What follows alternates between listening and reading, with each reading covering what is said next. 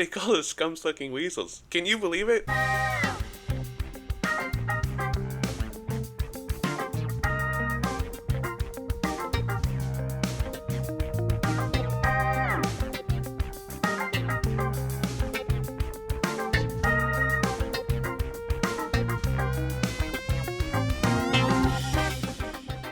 You guys aren't funny enough to make me bang the table. You haven't seen this carefully written script I have in my hand.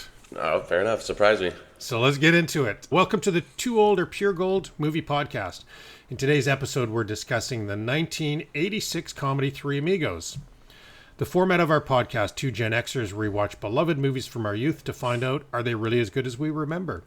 To help us debate and ultimately pass judgment, we ask our millennial co-host to watch these movies for the first time and help us determine, are they too old or pure gold? I'm your host, Olin Vanderleeden, representing Gen X. Joining me today is my Gen X co-host and amigo, Matthew Stockton. Matthew, hola! Matthew, welcome, you scum-sucking pig. Nice. Representing the millennials, we have comedians Josh Fleming and Will Corey. Josh Fleming, welcome, you son of a motherless goat. Hey, thanks for having me. I was happy to watch this one with you guys. And Will, you slime-eating dog, welcome to the podcast. Hola, amigos. Today's movie is the 1986 comedy Three Amigos, starring Steve Martin, Chevy Chase, and Martin Short, all at the height of their powers. This movie was directed by the legendary 80s director John Landis, who brought us Animal House, The Blues Brothers, and An American Werewolf in London. We did that one, Matthew. Yes. The tagline from this movie poster is, well, there's nothing on the movie poster. I guess when you have a premise this simple and actors this good, you don't really need a tagline to pull the audience in. However, even though there's nothing on the poster, the studio lists the tagline as, they're down on their luck and up to their necks in senoritas, margaritas, banditos, and bullets. So, they tried. IMDb describes the movie as three actors accept an invitation to a Mexican village to perform their on-screen bandit fighter roles, unaware that the thing is real. My description would be the Magnificent Seven meet Monty Python at a tequila bar and meet a talking turtle. That's pretty accurate, actually. That's very accurate. That's pretty good. Well, why don't we hear what my 93-year-old dad had to say after watching this movie? Three Amigos. Actors Dusty Bottoms, Lucky Day, and Ned Nederlander, maybe a Dutch cowboy. But the Three Amigos were performing in an old-time silent cowboy movie. The production manager fired them and told them to never come back. Well, they were wondering what to do. So they decide to break into the movie studio to steal their costumes. Soon after that, they meet the lovely Carmen, who invites the Amigos to her Mexican village, which is under threat from the notorious bandit El Guapo. But when El Guapo arrives with his men, the Amigos don't know that they are expected to defend the village. So they perform with songs and jokes and so on, and the bandits, they look at that and they laugh and they are puzzled. And so they just leave the villagers, and the villagers believe that the Amigos actually chased them away. Well, the bandits return the next day, and the Amigos leave town in disgrace because they have not been able to stop them. And when the next attack occurs, the Amigos dress every member of the community in the identical cowboy outfit. El Guapo and his gang are super confused when they see all these people, and they lose. So the people are grateful, and the Amigos right away into the sunset, and that is the end of the story. There you go. That's where the Dutch cowboy came from. So I always love doing comedies with comedians. I like to hear what you guys think about the comedy style that we had back in Matthew and my day. I love that you think I'm a comedian. I don't think you're a comedian. I always wanted to be one, but I didn't have the balls. I'm looking at our two millennials here. Do you guys think Matthew could have made it as a comedian? There's comedians that haven't made it as a comedian, so he's already So well ahead of them. So a non-comedian can make it. Absolutely. There you go. Absolutely. Okay, what did you guys think of this movie? It's pretty good. If I had to give it a rating, I'd maybe give it like a 3 out of 5, 3.5 out of 5. Didn't blow me away, but I definitely had some good chuckles, and I had a ton of favorite lines, which we can get into later. Oh, great. But Save them up. it was very like slapsticky. I'm a huge fan of like all the stars, like Martin Short, Steve Especially Martin and, Short, and yeah. Chevy Chase. Like they're legends, you know. They're so funny.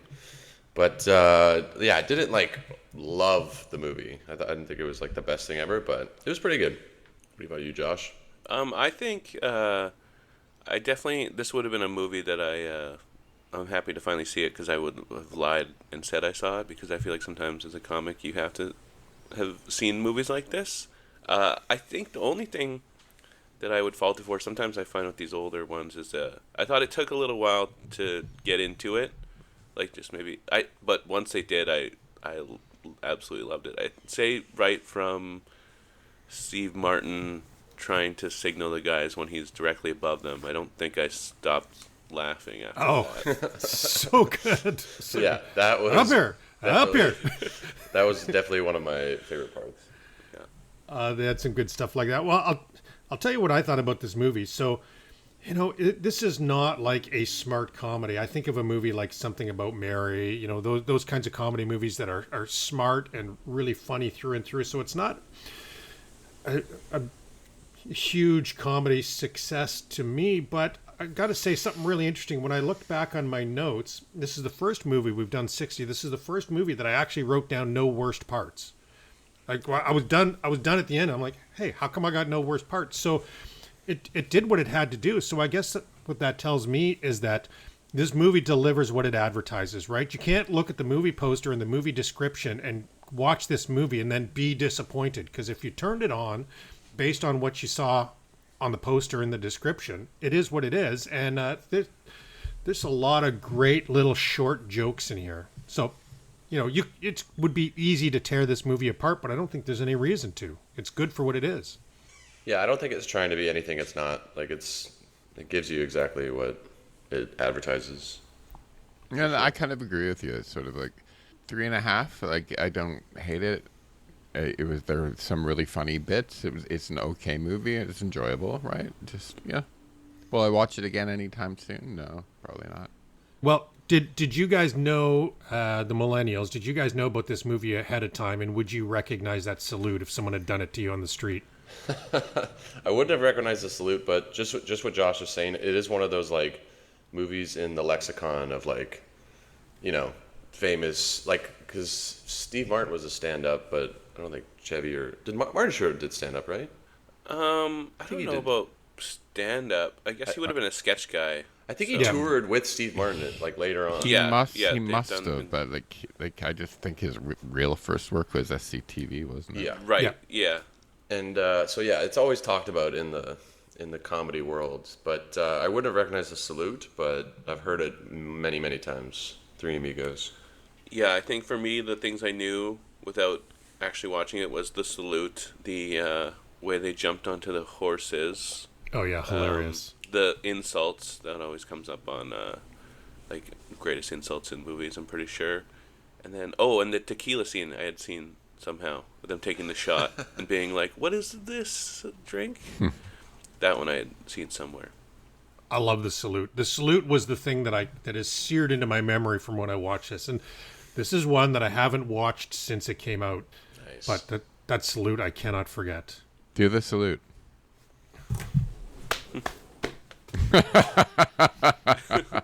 Pretty good.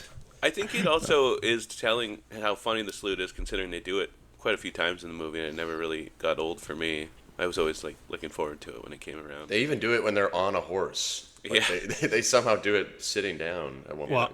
I love the hip thrust and turning your head and coughing. That's like, isn't that like getting a prostate exam? Matthew, you would know better than me. I can't have them anymore. There's no prostate. Oh, Now it's just being fingered.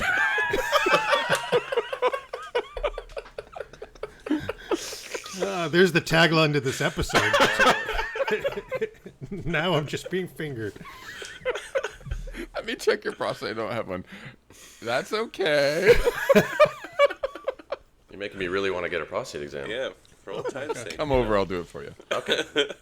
Okay, so let's get into it. Matthew, I am not a history buff, but can you explain why are there Germans in Mexico in 1916? Yeah, what was that all about? I don't know if there wouldn't be Germans in Mexico in 1916. Well, that's not a way of answering the question. Were they colonizing somehow or something? Well, people were traveling in 1916. But they were like military dudes. Well, Didn't they had they their were little- like Nazis, but we didn't really have Nazis in 1916 yet. No, and well, they weren't official Nazis, though, were they? Yeah, It's like the precursor or whatever, right? yeah. They didn't really hit their stride yet. My That guess, iconic goose step. Yeah, they didn't hit that yet. my guess is that somebody had just watched Raiders of the Lost Ark and were like, "Oh, I know who a good evil foil could be: Nazis." I was gonna Well, put it down to just there you need an evil is- person, put a German in It was. I mean, 1916 is like World War One, right? So, and there was sort of Germany did propose an alliance with Mexico in 1917. That was rejected, but it's World War One, so they weren't Nazis. They were Kaiser followers. The First Reich, I think they called them. Yeah, they wanted to undermine the U.S. border. Build that wall. Okay, who's your favorite amigo? Martin Short. Martin Short, probably. Yeah, I can't. Niederlander. I do The Dutch cowboy. love Martin Short, but I do have a soft spot for Chevy Chase's subtleties. Yeah. Yeah, have He's you pretty heard the brilliant. stories that Chevy Chase is supposedly like an egotistic maniac, and that's why Oh, he's one of the worst people to work with that ever. nobody works with him anymore. That's why he Yeah. hasn't done anything for years, because he's a horrible human being. Yeah, I'm Yeah. a big Yep. Community fan, and yeah, that's all you hear about that show. All the cast members since Community's been over has been like, yeah, he was awful. He was terrible to work with. He was rude. He was mean. He was like a grumpy old man on set. And the whole time, apparently, they were like, "You can leave. Like, you don't have to I've heard be he's here." been like that through his entire career, which is weird, right? It's just like, why?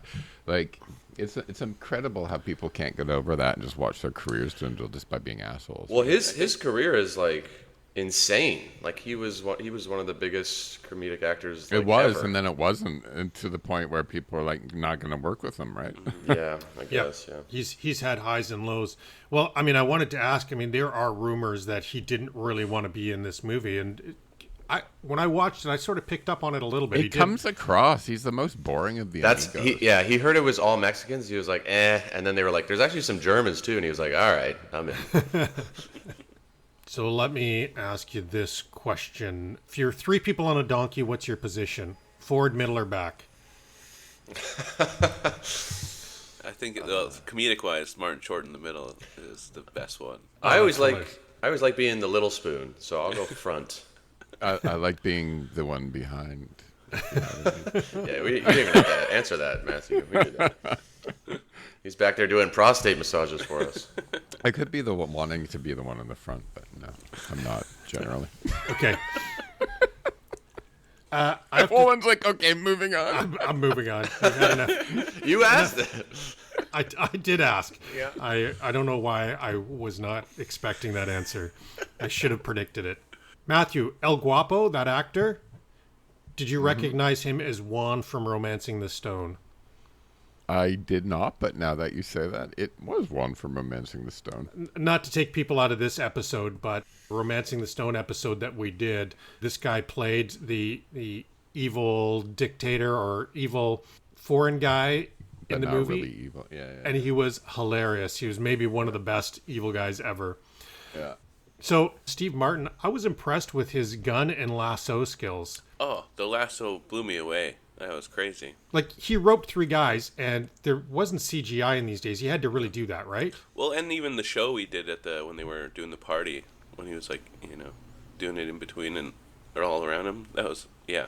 You just realize that's a skill. But did he do that at one point in his stand-up? I can't remember. I don't know.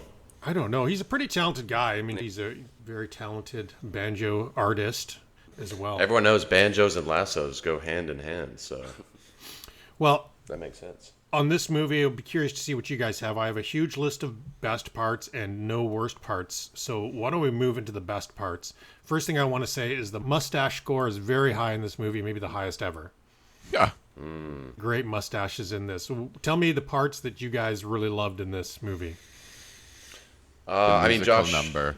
Josh mentioned it earlier, but the bird calling when Steve Martin's on the wall, when he's right above them, And like then he just starts. feeling oblivious to it. Hilarious. He So starts great. so subtle, and then he just gets more and more. I'm up here. I'm up here.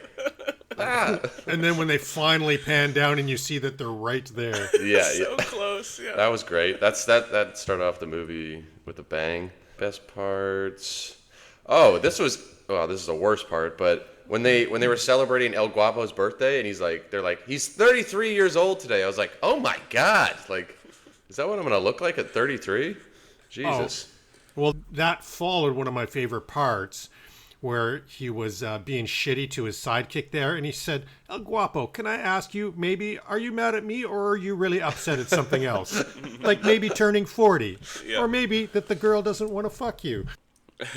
Also, just love the idea of these villains getting around and cheering their boss getting a sweater from his best friend. It's so funny. Yeah. Yeah. I got to say, I think they could have dropped the Germans from the storyline and they could have sped up the beginning a little bit. Josh, you made a good point there. And if you got right into the Mexico scenes, that's where all the funny stuff really happened. That was the gold in this movie. Yeah, I think pre-Mexico, my favorite bits were like, I really appreciated the Phil Hartman cameo. Wasn't expecting that. Love to see But those him guys. Yeah. just grabbing the phone and immediately being like, "Get these guys out of here!" You know, like they're out of the apartment. And he didn't dial. He does the no, phone it like just picked it up and someone's on the other end waiting for the instructions. wardrobe. That stuff's fun. Yeah, I like and- I like the cantina scene, Yeah. like when there's like the musical thing. The My Little Buttercup dance. My I had, Little yeah. Buttercup. I had Yeah, that yeah, on my yeah. favorites. I mean, it's really good. Yeah, It's It's funny when they're fun. like, "Come on, like go on the piano." He's like, "Oh, I don't know, it's been a while," and then he just like nails this number. Oh, and saying I don't know while walking towards the piano.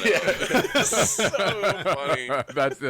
that's like the brilliance in that scene Yes, as well. yes. So It's just good. delightful. It's just so much fun. Those guys are so good when they do it. The look on their face, like they're so proud of themselves. And I have to say, I love the little boot tap when they both pivot and click boot. Oh heels. yeah, that was great choreography. I really will. I think I would like to work on that with you because I think we would Yeah. would kill if every time we saw each other. We gotta do that at my wedding. We gotta figure that Oh. out for the dance floor at the wedding. We'll do the whole My Buttercup. That'd be awesome. That'd be great. Another favorite part is near the end, the climax of the movie. They're infiltrating the town and fighting the El Guapos, and El Guapo goes, "Are gringos falling from the sky?" And Martin Short just man. immediately falls down. Yeah. Like And then- perfect timing. Like, And then loved Hefe's it. just like, yeah, Yeah, yeah, they are. That was a good one. yeah. Oh, and right around there, some of the best lines are when when Chevy Chase is pretending to be one of the Mexicans, and we'll get to the best lines. I'm not going to spoil that section. Yeah, I got a couple of them. I loved the scene where they're around the campfire and they start singing and the animals just start showing up. Yeah, that was good. That was hilarious. Good night, turtle. One very small bit, but I find it so funny. Chevy Chase, when he's eating a The burrito, taco. he's eating a taco and it all falls out the bottom. By the That- way, sorry to throw you under the bus, Dad, but that's the way my dad eats tacos. he rolls them up but doesn't fold the end, takes the first bite and everything drops out the bottom. I love it. I've got Oh, a Hank. I've got a special Mexican tip for your dad. Oh, okay. You put a shell on your plate, and then you make your taco or burrito. You eat it that way. Whatever falls down is into your next burrito. You just have a. Is that a leftover Mexican burrito. tip or a Or- Taco Bell tip? It might be like a white person. I'm just co-opting their culture tip, but Yeah. Or here's another crazy idea: you could fold it properly. or yeah, you could just do it the right way. But Yeah. No, that his facials watching it all just fall out the bottom was like one of my favorite parts. I love that. See, it's the subtle humor here. These Yes. guys have great facial expressions, and they deliver these stupid lines so so deadpan and with shit-eating grins on their face that it makes it funny. These guys are funny. There's no doubt about it. yeah, And I'm glad you guys like this style of humor because I do too. Another gag that I like the sand in the canteen gag. It's almost like cartoons, right? So perfect. Yeah, First the guy. build of it. Couple Just a drops of drop. water. Oh, so thirsty. Martin Short sand Sand. in the canteen, and then Chevy Chase's character just throwing the water away. He's like, he's gargling with it, and then he throws he throws on the water. And then he's got chapstick, and he just and puts on some and the chapstick. pan to the rest of the water pouring out on the ground as they're just so watching funny. it. Yeah, that was good. Okay. Anything else you want to call out in best parts? I have to say, I like a practical hat. They all had good wide brim hats. I think that's The sombreros were insane. I felt like they kept getting bigger in this movie. It was insane. the only hat better, Will, was the hat you didn't buy. Oh, let's not bring that up. I want to have a good day today. Yeah. I have a few, like, all my best parts, they're so small, which is why I love them too. Like, Name I them, think because that's the best. That's what this Yeah. film is about. Quick it's little kind bits. of like the Phil Hartman bit with but them being, like, kicked out of the lots, and then them like, if I know show business, something always shows up, and the guy just being like, telegram, like, right directly in front of Oh them. yeah, I great. love that bit. I really liked the gunfight breaking out in the cantina, and then them just clearing it and immediately bringing new tables and chairs. Oh yeah, That was good. I also really loved when when they get mistaken and they walk in, and the bartender's like, "Oh, the German said to wait here," and Steve Martin just says, yeah, because he has no idea what he's talking about, but doesn't want to seem like an idiot. Oh, and I also really like the other Chevy Chase line I really liked was when the girl's like, "Would you kiss me?" And he's like, "Yeah." Then just goes back to strumming his guitar. He's like, "Oh, now?" Oh, Yeah, that was good too. yeah, there's a lot. Okay, let's move on to worst parts. I already disclosed. I really didn't have any. I mean, obviously you could nitpick this movie, but you shouldn't because it just is what it is. But what did you guys have for worst parts? Guess we could say Germans. I don't know if I had like a worst part. It was this movie just delivered exactly what it was offering. You know what I mean? I don't know if it was any part I really particularly didn't like. Yeah, I think for me, I think I kind of mentioned it just the start. It was a little slow off the get-go, but I mean, it did set everything up for all the humor, so it's hard to be so mad at it. Yeah, I think, I would have rather seen either Eugene Levy or John Candy in Chevy Chase's role. I do think Chevy Chase looked like he didn't want to be there, and he does. Even when he's in a bad mood, he is super funny. Like when he does deliver the lines, he does deliver. But And there are a few times where the gags felt a little bit like SNL sketches stretched too thin for a movie. I mean, they were good, but it was just sort of, were they movie good? just so you know, Matthew, John Candy was offered the Ned Nederlander role, Really? Was he? but he turned it down because he couldn't ride horses. What? That's why you recommend- turned it down? He recommended Martin Short. Oh, it's really Oh, hard to good for picture him. without Martin Short in that role. Really? He was a real gem in that. I mean, you see why Steve Martin and Martin Short have gone on to do a lot of stuff together because they got great chemistry together. They do. Okay, well, not a lot of worst parts. So why don't we move on to favorite lines, of which I have a ton, and I know you do too, Josh. I got a ton. Yeah. Okay, well, let's go. One of my first favorite lines was, "Which one do you like best, Carmen?" "I like the one that's not so smart." "Which one is that?" Yes. yeah. That was great. I think maybe line of the movie for me, and the following back and forth, but I'll fill you so full of lead you'll be using your dick for a pencil. Yeah. And then him being like, "What do you mean?" He's like, "I don't know." Yeah, that was great. That was one of mine too. I liked when he was, I think it was Chevy Chase talking to the girl, and she goes, "We could take a walk on the veranda, and you could, or no, we could take a walk and you could kiss me on the veranda." And he's like, "Lips would be fine." That's good. I think, honestly, my favorite bit of the entire movie might have been Martin Short getting handed that gun and it immediately falling to the ground and him struggling to pick it up and like leaning against the guy for support. That was really good. The if you're gonna die with a real gun. Yeah, Yes. that was hilarious. I liked when they first walked into the bar and they said, "We're not Mexicans. We're from out of town." So hilarious. I can't remember the exact moment this line was uttered. Like, I don't remember the context, but I just wrote it down because I thought it was so funny. I think it was when the Three Amigos were trying to like sound tough or something to the Guapos, and he was like, they burned the village and raped the horses. I was like, what the fuck? Like, so out of pocket. Like, I also love that wasn't the line that turned him around. Like, he kept going for like 3 or 4 more. He's like, wait a minute. I love the line when Steve Martin's character says, "I'll come back," and the woman goes, "Why?"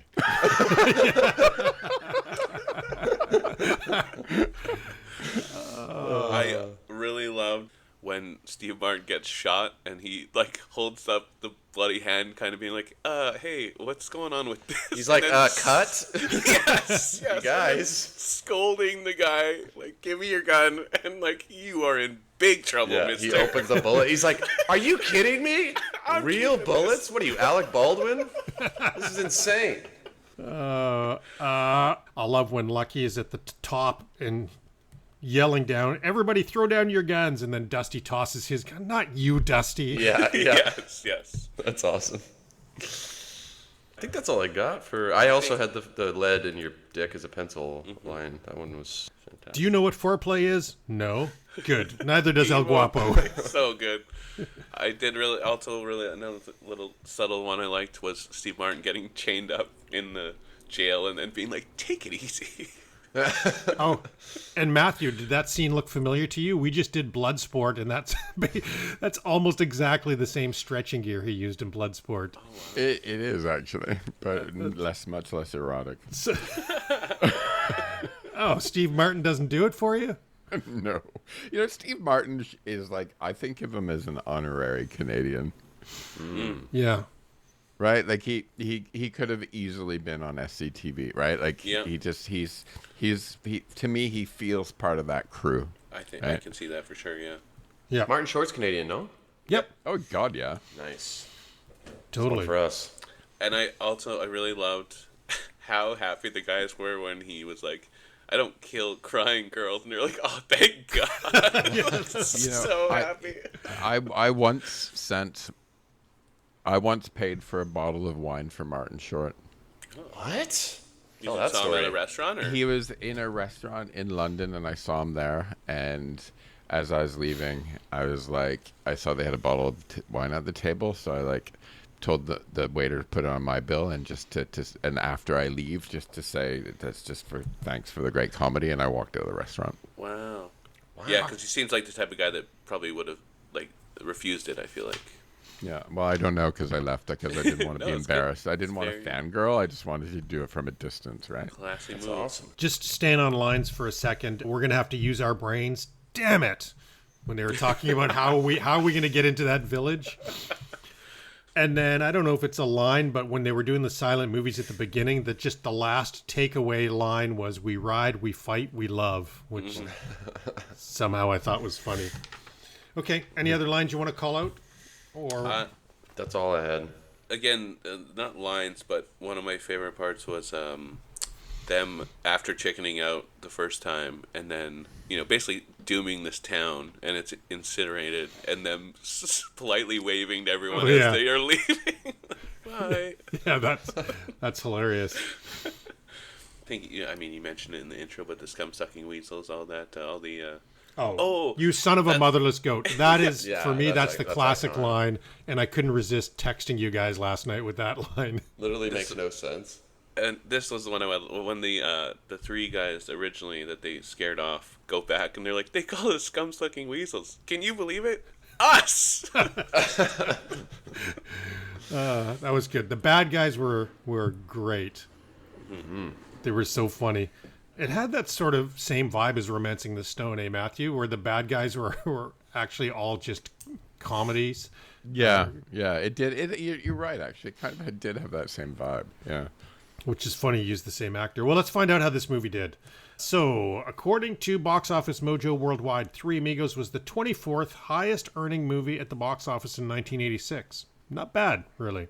Top Gun was the leader at the box office this year, and Three Amigos was beat by Cobra, Back to School, as well as a couple of movies we covered, Pretty in Pink and Crocodile Dundee. They all beat Three Amigos. But Three Amigos did beat a number of two older Pure Gold movies, including, Soul Man. It beat Soul Man, if you can beat. Tough beat. It beat Running Scared, and you're not going to believe this, it beat Gung Ho. What? That's crazy. And this is funny. So Platoon was the Oscar winner this year, and Platoon's obviously a solid movie. You can't complain with that. But what I can tell you is that Tony Plana, who was Hefe in the movie, turned down Oliver Stone's Platoon to appear in this. He had appeared in other of Stone's movies, but he knew that the shooting of Platoon in the Philippines would be a way more difficult shoot compared to the 5-star hotel that was being provided in the Tuscan filming location for this film. So Oliver Stone didn't talk to him for years after refusing to take the movie. So he took this role just because he thought it would be more fun and easier. Don't be such a little bitch, Oliver. Yeah, Oliver. Come on. This movie had a budget of $25 million, which that sounds high. It had to be salaries, right? Yeah. What do you think it did to the box office? 40. I'm gonna go 50. Okay, I'll do one up from that. Then I'll go 60. Matthew, I don't know what you're doing these days. 39 million. Wow. You nailed it. Boom. Damn, I should have prices righted you. Okay, so here is the fun part. I always like the Rotten Tomatoes part, but I just want to ask Josh, why do you think critics are so hard on comedies? I know that's leading the witness a little bit on these Rotten Tomato scores, but I mean, I think it's the same thing with like the fact that executives are the ones who get the call. I don't think they get. I think you're just too like against what is actually going on in society. Like you're too high up. You don't relate to people anymore. yeah, That's how I've always felt about it's it. always bothered me because critics are all notoriously hard on comedies, but I think comedy is personal in a lot more personal in ways than drama or gore or other like genres. I think comedy is really personal. Like there are so many different types of comedy that if you don't like that type of comedy, you're gonna diss it, right? But as a critic, you should be able to like overcome like your personal likes and dislikes and criticize like you know. Well, and I've never understood the like. I get that people don't, have certain things that like I've never understood the like. Oh, I don't like musical comedy, because it's like you said, those are some of the best parts of this movie. yep. And I do think there'd be people that are like, ugh, song and dance. I don't want to see it. Yeah. I find a lot of times with comedies, sometimes it's like a slow burn. Like they bomb at the box office, and then 5-10 years later, people are like, "This is great," Like they don't do great when they come out, but then people discover them later, and they're like, "This is the funniest." I think Big Lebowski was like that. It was a bomb at the box office, and then everyone was like, "This is so cult funny." movie, yeah. Like it's Well, that's exactly what happened with this one is, 24th isn't bad, but 39 million is not huge. It probably, with all the expenses, just made its money back. Yeah. But it's become a cult favorite. It really, really has. Okay, well, let's get into the Rotten Tomato score. Critics and audience, what do you guys think? I'm gonna go critics 30 and audience 60. I'll go 75 for audience and 40 for critics. I think 40. What are the scores so far? Will 30 and 60, critics and audience. 30's too low. I'd say 50 critics because I still think it's good comedy. So even though it's comedy, I think that like it's not bad comedy, it's good comedy. So I'll pull out the critics to 50, and then audience I'd say about. Matthew, you are good at this, but you all did pretty well. Critics 45, so as expected, they didn't love it as much as the audience, who gave it a 67. I'm good at this. I've done so much Nice. communications research on how people react to things that I've like learned to read the public. Well, just like golf, lowest score wins, and you got a 10, Will got a 22, and Josh, you got a 13. So But you actually helped me in this one though, because often usually when I get it wrong, I get the critics wrong, and know. you were talking about a low score, so I'm like, because I would have said the critics were like 60 on this one, right? If you hadn't sort of suggested that it was low. And I knew I was spoiling it, but I really am interested in that question as to why critics are so hard on comedies. Someday I would love to map critic score to box office and just kind of see a chart of how wrong they are. See, it's weird though, because if you think about comedy, right? And I mean, I'm not a comedian. You guys correct me if I'm wrong. Comedy is hard. Like good comedy there's a real fucking craft to it, right? Yeah. But it feels easy because it's comedy, right? So Yeah. you know what I mean. If it's flowing, it feels easy, but it must be hard to land. I was just listening to Tom Do you guys Segura. agree with that, by the way? Well, isn't the old saying that actors say, like, oh, drama's easy, comedy's hard, you know? Okay. Yeah. I think so. Sorry, what were you saying? I was just listening to Tom Segura. He's a stand-up, but he's becoming like much more popular, and he just did a Netflix sketch show, and he just got a new like movie deal or something. But he was saying on a podcast how like stand-up is so immediate, like in the room. You tell the joke, you know immediately if you have to fix it or tweak it or if it works or it Right. doesn't. Whereas like you're filming something, it's all in the editing room, and then you don't know until it hits the screen or whatever. Like you can show it to people, but the wide audience, how they're going to receive it is you won't actually know that until it gets out there. So And how much Yeah. it can throw comedians off when they're on set doing a joke and none of the crew's laughing. They're like, oh, like, what's going on here? yeah. And he said like also like they did so many like improv scenes when they were filming their show, and they were hilarious. Like the comedians, like they would just die laughing. But then in the editing room, he was like, we can't use this because it doesn't like help the story. It doesn't further it along. It's just like indulgent Yeah. to like get the Lengthening it, laugh. yeah. Like it doesn't actually like, so they'd have to take it out. So I think it's just different that way, like the production side of it. But I don't know. It's weird. Yeah, I'm thinking a lot about the style of this movie and the jokes in this movie, which were effective in the day. I'm not sure this kind of movie would work today. No, probably not. Slapstick is kind of a lost art these days, People have moved on to smarter humor these days. or just worse in general. I don't know. Comedies aren't great coming out these days. Yeah, Well, that's it was- true. It's been a while. Also, really like the kind of like you said, where I'm sure like a lot of the money went to the acting with the low budget. Like I love the oil painting like backgrounds. I thought those were really nice, and I feel like you don't see those. You're not going to get a lot of comedies these days with that. So many of the comedies that come out are like cheesy rom-coms, Oh, yeah. right? As opposed to just good comedy, Comedy, yeah. right? Well, I said it at the beginning. I mean, we'll have to do something about Mary on this podcast sometime. Not that that's my favorite comedy, but I really like that one because it's pretty smart comedy. It's so good. Yeah, there's a lot of really good, small gags in that one as well. Okay, I'm going to give you guys some trivia on this. So, first of all, this is the only film co-written by composer Randy Newman. So, Randy Newman is a prolific Hollywood really? music composer, and this is the only time he wrote a film.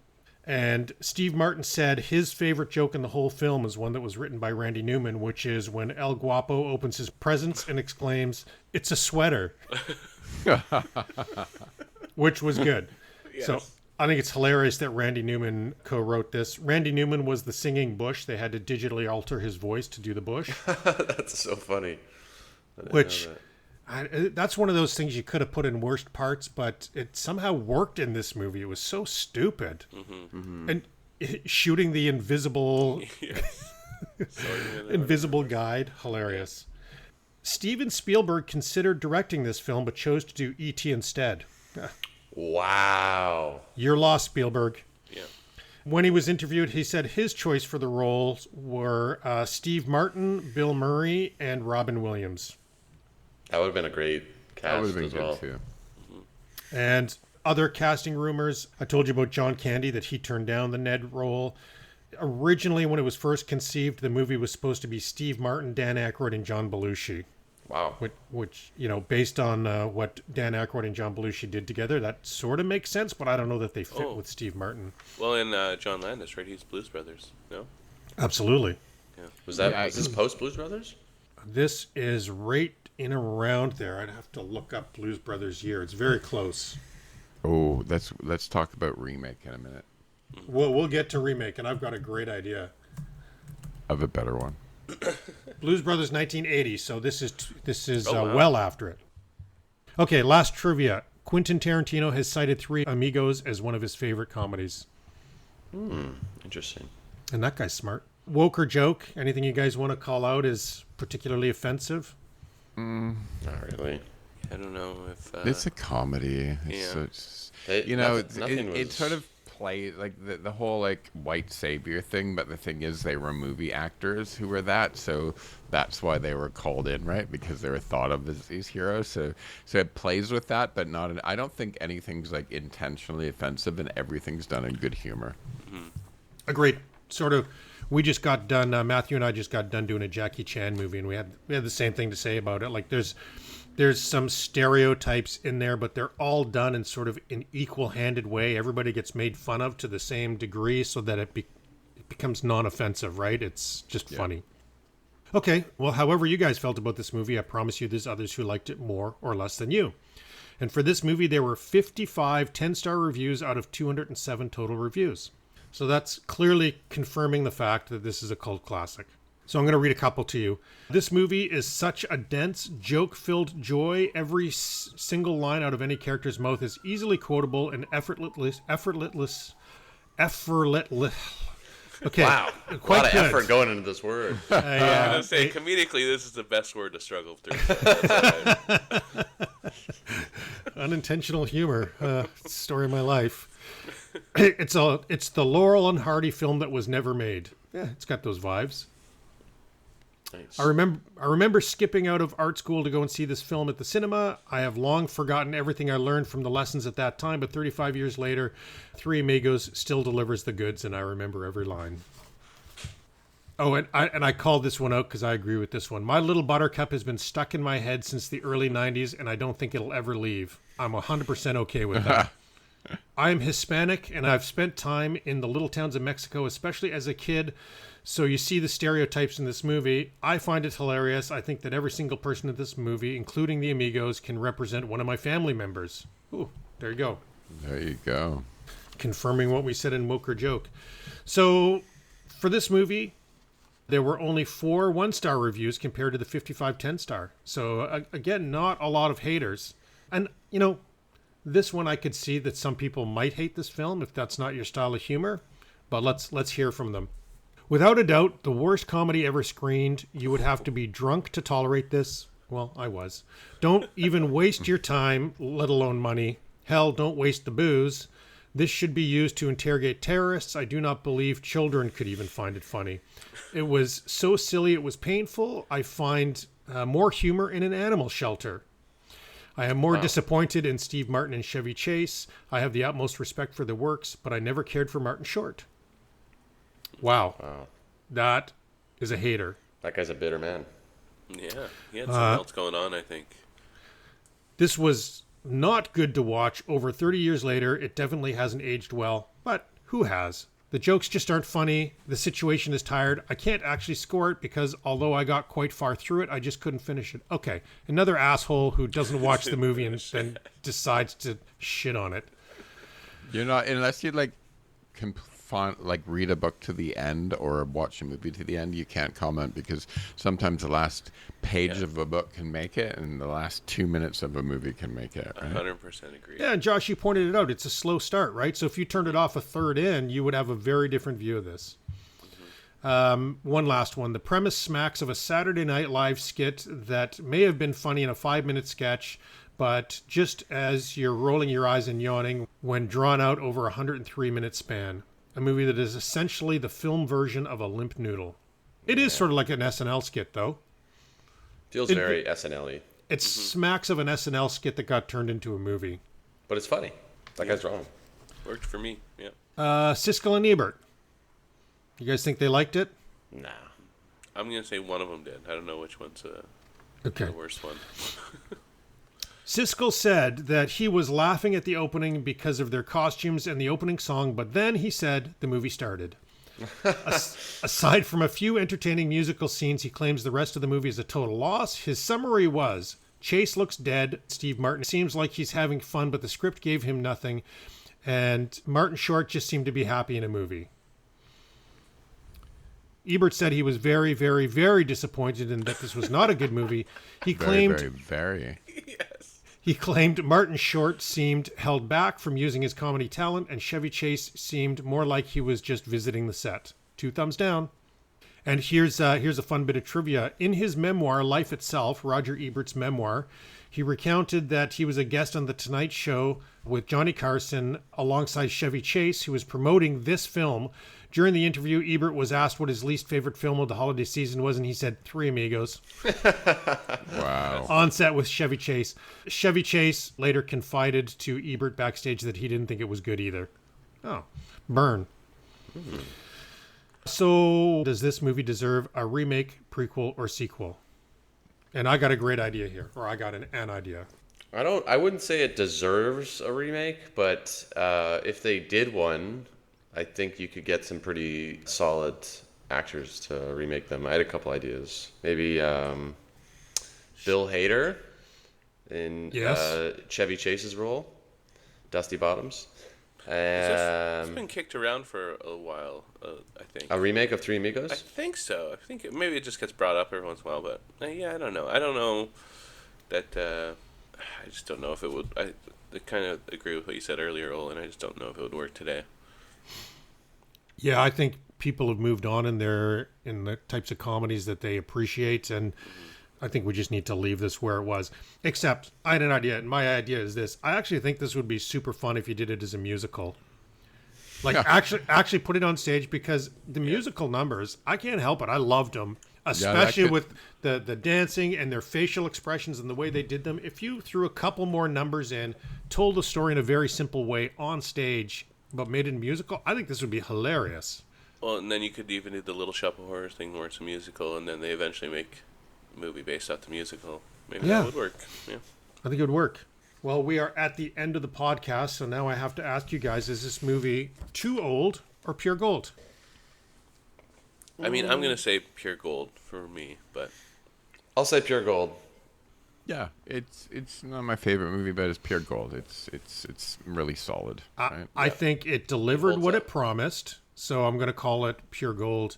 And, I'm really glad to have you, Will and Josh, on this podcast, because I love talking to comedians about comedies. And I think this is an important style to know if you're a comedian, right? Like, these jokes were short, simple, but well delivered and super effective. Super effective. Yeah. Like, try not laughing at this movie. I don't think you can do it. Mm-hmm. Some of my favorite jokes in the world are the dumbest thing someone could say. It's even very simple sometimes. With that one critique of like Martin Short not getting what to do. One of the things I didn't bring up, but I laughed really hard at, was when he was hanging from the piñata, and they were partying down below him, and he like couldn't help himself but bob along to the music. Like he was like, "Oh, that looks fun down there," you know. I thought that was good. Yeah. That's where you really see the genius of these guys. They're the whole package, right? Not only did they deliver the line, but they got great timing. They got great facial expressions, physical humor, right? The way they use their bodies is super fun. Mm-hmm. It was great. Great flick. Yeah. Happy Josh, to watch it. Would you pick this or Roxanne if you had to watch one? Ooh, I think I'd like to go back to Roxanne first, but I definitely would rewatch both of them. Okay, great. Yeah. Great to hear. Thanks, guys, for joining. Love it. Appreciate your takes on these movies, and I think we had a good time here. Thank you. Yeah, thanks so much for having me again. Have a great weekend. Bye. See you guys. Bye.